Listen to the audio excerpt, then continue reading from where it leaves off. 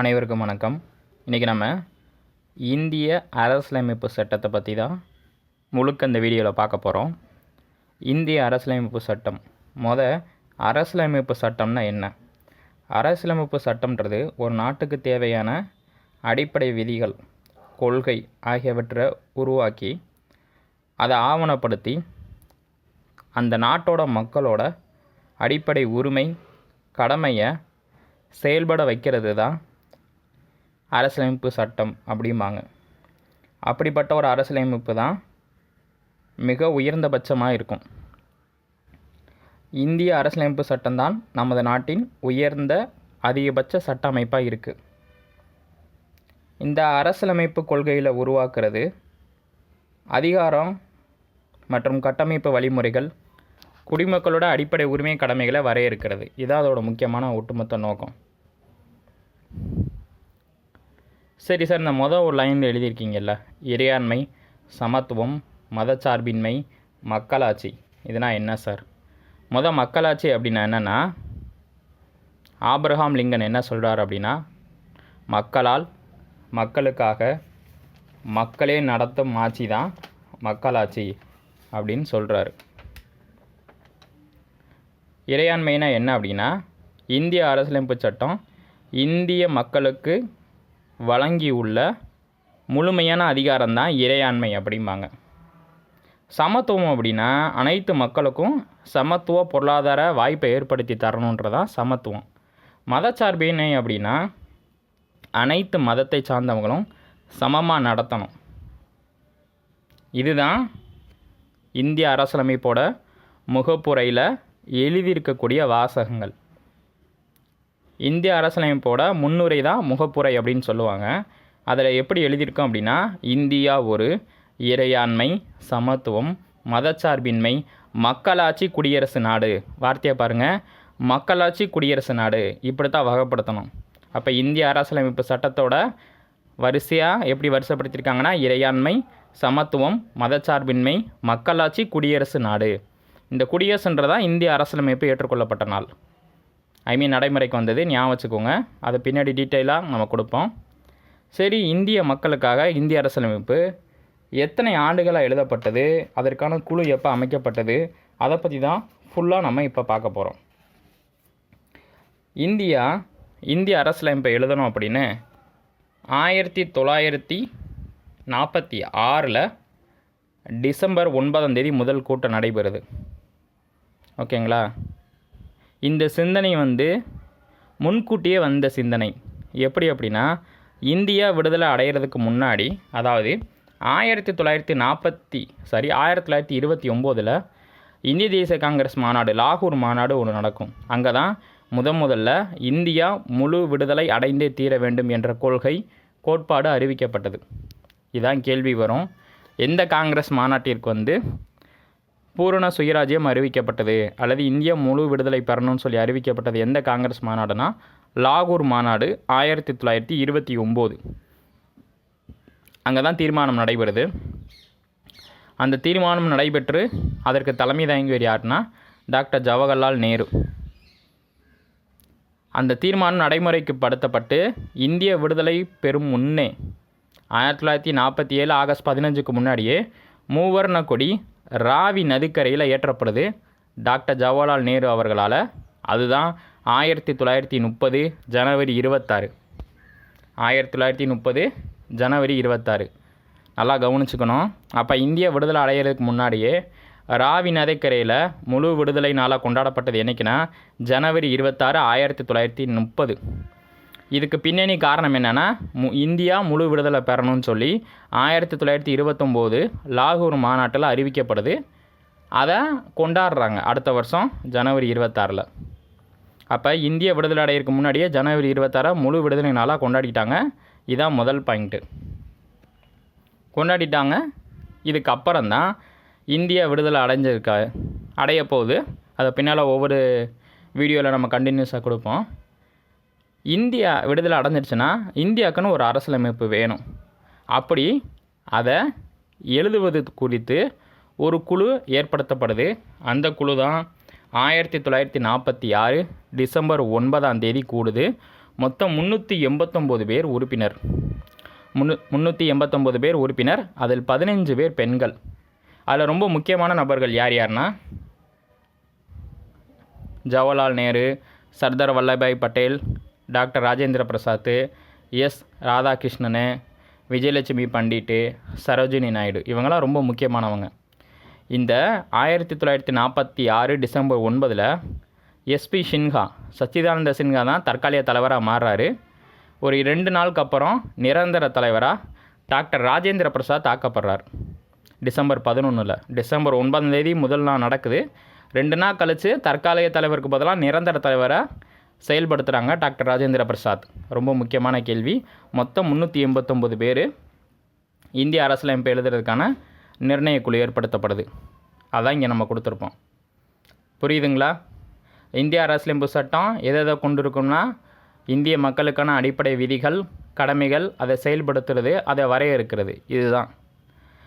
இப்படி 389 பேர் தலைமையில் ஒரு குழு ஏற்படுத்தப்பட்டு அதை செயல்படுத்துறதுக்காக அரசியல் நிர்ணய சபை ஒன்று ஏற்படுத்தப்பட்டு அதற்கு பின்னாடி அதை ஹேண்ட் ரிட்டனாக எழுதுறதுக்கு வரைவு குழு ஒன்று ஏற்படுத்தப்படுது. அந்த இந்திய அரசியலமைப்பின் வரைவு குழுவின் தலைவர் தான் டாக்டர் அம்பேத்கர் அவர்கள். மொத்தம் 7 பேர் அந்த குழுவில் இருப்பாங்க. புரியுதுங்களா? இவங்க இந்திய அரசியலமைப்பை எழுதி முடிக்க எடுத்துக்கொண்ட காலம் 2 வருடம் 11 மாதம் 17 நாட்கள். நல்லா கவனித்து பார்க்கணும். 1946 டிசம்பர் 9 முதல் கூட்டம், டிசம்பர் 11 2வது கூட்டம். இதுக்கப்புறம் இந்திய அரசியலமைப்பு எழுதுறதுக்கு வரைவு குழு நியமிக்கப்படுது. அதோட தலைவராக டாக்டர் அம்பேத்கர் அவர்கள் இருக்காங்க. மொத்தம் 7 பேர். இது எழுத இந்திய அரசியலமைப்பு எழுதி முடிக்க எடுத்துக்கொண்ட காலம் 2 வருடம் 11 மாதம் 17 நாள். சரி சார், இது என்றைக்கு எழுதி முடித்தாங்க அப்படின்னா நவம்பர் 26, 1949. அப்போ இந்திய அரசியலமைப்பு அரசியல் நிர்ணய சபையால் ஏற்றுக்கொள்ளப்பட்ட நாள் எதுனா நவம்பர் 26, 1949. அது நடைமுறைக்கு வந்ததான் பார்த்திங்கன்னா ஜனவரி 26, 1950. நான் ஏற்கனவே வீடியோ ஆரம்பிக்கும் போதே சொல்லியிருந்தேன். ஜனவரி 26 வர காரணம் என்னென்னா, ஏற்கனவே இந்திய விடுதலை அடைகிறதுக்கு முன்னாடியே ஒரு நாள் நம்ம சுதந்திர தினமாக கொண்டாடிட்டோம். அந்த ஜனவரி 26 தான் மறுபடியும் கொண்டு வர்றதுக்காக கொடுக்குறாங்க. புரியுதுங்களா? அப்போ நான் ஏற்கனவே சொல்லியிருந்தேன், இந்தியா ஒரு இறையாண்மை, சமத்துவம், மதச்சார்பின்மை, மக்களாட்சி, குடியரசு நாடுன்னு. அந்த குடியரசு நாடுன்ற வார்த்தைக்காக தான் இந்திய அரசியலமைப்பு ஃபுல்லாக நான் சொல்லி வரேன். அப்போ குடியரசுன்ற வார்த்தை எதன் மூலமாக பெறப்படுது? இந்திய அரசியலமைப்பு ஜனவரி 26 ரன் பண்ணுறாங்க, நடைமுறைப்படுத்துகிறாங்க. அதனால் அந்த வார்த்தை சேருது. புரியுதுங்களா? முகப்புரையில் ஒவ்வொன்றுக்கும் தெளிவாக காரணம் சொல்லிகிட்டே வரோம். நல்லா தெளிவாக பார்த்துக்கோங்க. அப்போ இந்திய அரசியலமைப்பு குடியரசு நாடாக எப்போ மாறுது அப்படின்னா ஜனவரி 26, 1950. புரியுதுங்களா?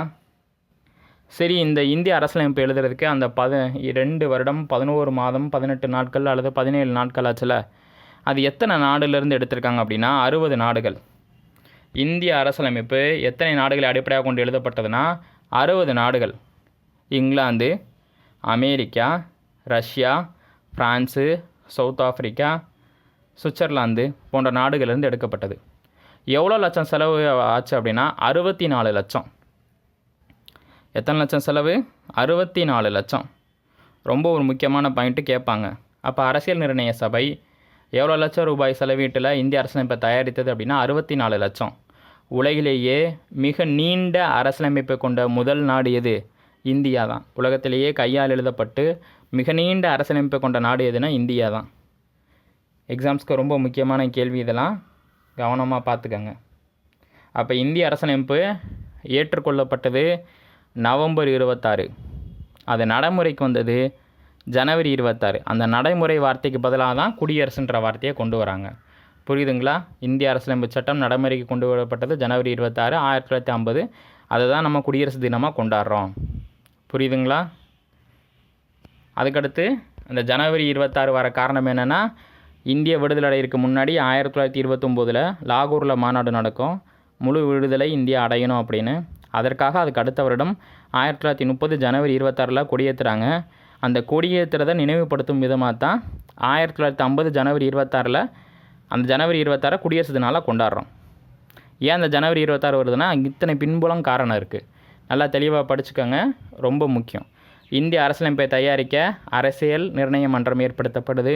389 பேர் உறுப்பினர், அதில் 15 பெண்கள். யார் யாருன்னா நேரு, பட்டேல், அபுல் கலாம் ஆசாத், ராதாகிருஷ்ணன், விஜயலட்சுமி பண்டிட், சரோஜினி நாயுடு, மொத்தம் 389 பேர். அது மட்டும் இல்லாமல் வரைவு குழு ஏற்படுத்தப்படுது, அதில் 7 பேர் இருக்காங்க.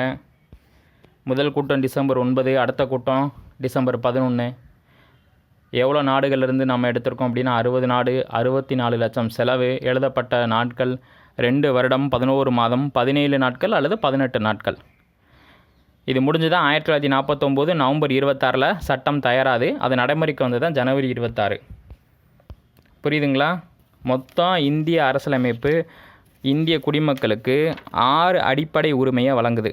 சமத்துவ உரிமை, சுதந்திரமாக செயல்படும் உரிமை, சுரண்டலுக்கு எதிரான உரிமை, சமய சுதந்திர உரிமை, கலாச்சார கல்வி பெறும் உரிமை, சட்டத்தீர்வு பெறும் உரிமைன்னு மொத்தம் 6 அடிப்படை உரிமைகளை கொடுக்குது. அடிப்படை கடமை வந்து பார்த்திங்கன்னா 11 இருக்குது. லாஸ்ட்டில் சேர்க்கப்பட்ட அடிப்படை கடமை 86 சட்ட திருத்தம் 2002 படி குழந்தைகளுக்கு 16 வயது முதல் 6 வயது முதல் 14 வயது உள்ள குழந்தைகளுக்கு இலவச கட்டாய கல்வி ஏற்படுத்தி தரணும், பெற்றோரோ அல்லது பாதுகாவலரோ. இதான் 86 சட்ட திருத்தம் 2002 கொண்டு வரப்பட்டது. இதான் 11வது அடிப்படை கடமை. அடிப்படை கடமை தேசிய கொடியை மதிக்கணும், தேசிய கீதத்தை மதித்து நடக்கணும், எல்லா குடிமக்களும் அரசியல் சட்டத்தை மதித்து நடக்கணும், சுதந்திரத்திற்காக போராடிய தலைவர்களை மதிக்கணும், நாட்டை பாதுகாக்கணும், நாட்டிற்காக தேவைப்படும் போது சேவை செய்ய தயாராக இருக்கணும், ஜாதி மத மொழி இன எல்லையை கடந்த அனைவரும் சகோதரத்துடன் வசிக்கணும், நமது பாரம்பரியத்தை மீட்கணும், வனவிலங்குகளை பாதுகாக்கணும், ஏரி குளங்களை பாதுகாக்கணும், காடுகளை பாதுகாக்கணும்னு ஒரு 11 கடமை இருக்குது. அடிப்படை உரிமை அமெரிக்கிலேருந்து எடுக்கப்பட்டது. இந்திய மக்களுக்கு 6 அடிப்படை உரிமை வழங்கப்படுது. என்னென்ன உரிமை? சமய சுதந்திர உரிமை, சம உரிமை, சுதந்திரத்துக்கு செயல்படும் உரிமை, சுரண்டலுக்கு எதிரான உரிமை, கலாச்சாரம் மற்றும் கல்வி பெறும் உரிமை, சட்டத்தீர்வு காணும் உரிமை. இதெல்லாம் 6 அடிப்படை உரிமை அமெரிக்காலேருந்து வாங்குகிறோம். அடிப்படை கடமை ரஷ்யாவிலேருந்து வாங்கியிருக்கோம். மொத்தம் 11 கடமை. தேசிய கொடி, தேசிய கீதத்தை மதிக்கணும், எல்லா குடிமக்கள் அரசியல் சட்டத்தை மதித்து நடக்கணும், சுதந்திரத்திற்கு போராடிய நமது தலைவர்களை பின்பற்றி நடக்கணும், நாட்டை பாதுகாக்கணும், நாட்டிற்காக தேவைப்படும் போது சேவை புரியணும், ஜாதி மத மொழி இன எல்லையை கடந்த அனைவரும் சமமாக மதித்து நடக்கணும், பாரம்பரியத்தை காக்கணும், காடுகள் நதிகள் ஏரிகளை மீட்டெடுக்கணும், வன்முறையை தவிர்த்து அரசு சொத்துக்களை பாதுகாக்கணும், குழந்தைகள் 6 வயது முதல் 14 வயது உள்ள குழந்தைகளுக்கு இலவச கட்டாய கல்வி அளிக்கணும். இதான் அந்த 11 கடமை ரஷ்யா நாட்டிலேருந்து எடுத்தது. இதுக்குள்ளே தான் கேள்வி வரும், தெளிவாக படிச்சுக்கோங்க. இந்திய அரசியலமைப்பு எழுதி முடிக்கும்போது 395 சரத்துக்கள் இருந்திருக்கு, 22 பகுதிகள் இருந்திருக்கு, 8 அட்டவணை இருந்திருக்கு. அதாவது 395 பிரிவுகள், 22 பகுதிகள், 8 அட்டவணைகள். தற்போது 448 உறுப்புகள், 25 பகுதிகள், 12 அட்டவணைகள் இருக்குது. கேட்பாங்க அதையும். 448 உறுப்புகள், அதாவது 395லேருந்து 448 மாறி இருக்குது. 22 பகுதிகளிலிருந்து 25 பகுதிகளாக மாறி இருக்குது. 8 அட்டவணையிலிருந்து 12 அட்டவணையாக மாறி இருக்கு. ரொம்ப முக்கியம். இது 6ஆம் வகுப்பில் இருக்கக்கூடிய பாடத்தை ஒட்டு மொத்தமாக தொகுத்து கொடுத்துருக்கோம். எக்ஸாம்ஸ்க்கு ரொம்ப முக்கியம்.